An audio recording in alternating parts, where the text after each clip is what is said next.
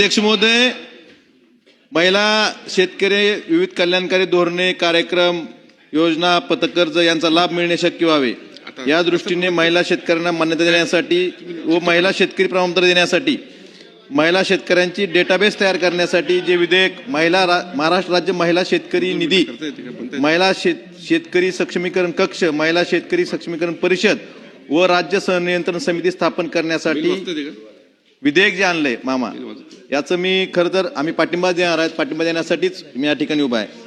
सगळ्यात महत्वाचं, तुम्ही या शेतकरी महिलांबरोबर ज्याच्या घरी शेती नाही, ज्या शेतमजूर करतात, यांचा समावेश केल्याबद्दल सगळ्यात मोठी गोष्ट, आपण सगळ्यात चांगली गोष्ट यात जर केली असेल की ज्या महिला स्वतःची शेती नसली तरी शेतीमध्ये जाऊन शेतमजुरी करतात, त्यांचा समावेश केल्याबद्दल मी सर्वप्रथम आपले अभिनंदन करतो, आभारी मानतो. आणि फक्त काही सूचना आहेत. सगळ्यात महत्वाचं आपण सांगितलं की प्रक्रिया उद्योगामध्ये ज्या महिला आहेत यांचा सुद्धा समावेश असणार आहे.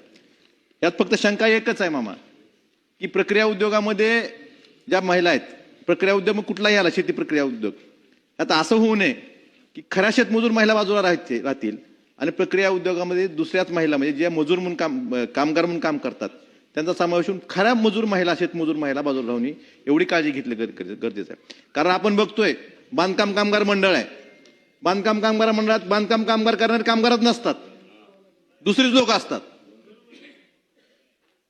लाडक्या बहिणीमध्ये 81 लाख आपण अपात्र केल्या, त्या अपात्र लोक होतीच, महिला होत्याच. तसा प्रकार इथं होऊ नये याची काळजी घेतली गेली पाहिजे.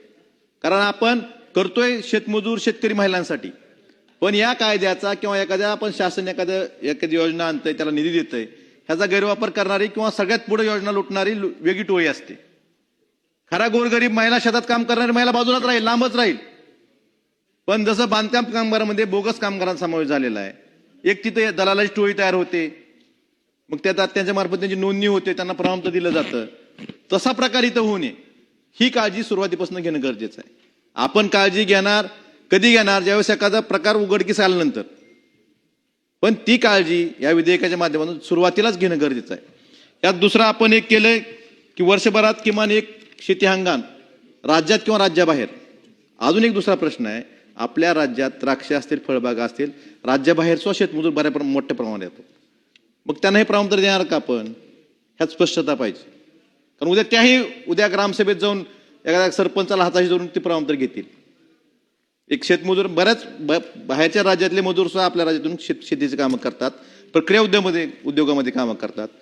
मग त्यांना आपण हिस्सेदार करणार का, ह्याबाबतही स्पष्टता पाहिजे. त्याला आपण आपल्या राज्याचा मूळ रहिवासी असणं हे त्याला कंपल्सरी केलं पाहिजे असं मला वाटतं. किंवा बाहेरून येणाऱ्या महिला ठीक आहे, मजुरी करतात, त्यांच्याबद्दल आदरच आहे महिलाबद्दल आपल्याला, पण आपल्या राज्यात किती वर्षापासून ती मजुरी करतात, किती वर्षापासून राहतात, एखाद्या हंगामात यायचं जायचं, मग अशा महिलांना आपण ते संधी देणार का, ह्याबाबतही आपण विचार केला पाहिजे. यात सगळ्यात महत्वाचं, आपण राज्य शासन महाराष्ट्र राज्य महिला शेतकरी निधी गठीत करेल, हा जो आपण यात उद्देशात आपल्या बिलामध्ये आणलेला आहे, हा निधी किती असणार आहे ह्याची स्पष्टता देणं गरजेचं आहे. आपल्या उत्तरात महिला शेतकरी निधी हा किती असणार आहे आणि कशा पद्धतीने आपण तयार करणार, तो निधी किती वर्षाला, तुम्ही सांगितलं पीक विमा योजना बंद केली, सांगितलं कृषी समृद्धी योजनेला 5,000 कोटी देऊ, मागच्या वर्षीपर्यंत 1 रुपया दिला नाही, ह्या वर्षी 2,000 कोटी दिले, ह्याची स्पष्टता पाहिजे. दरवर्षी एवढा कृषी राज्य महिला शेतकरी निधी असेल. आणि ह्या महिला शेतकरी निधीतून काय करणार, फक्त महिलेला शेतकरी प्रमाणपत्र दिले म्हणजे तिच्या आयुष्यात बदल होतो का?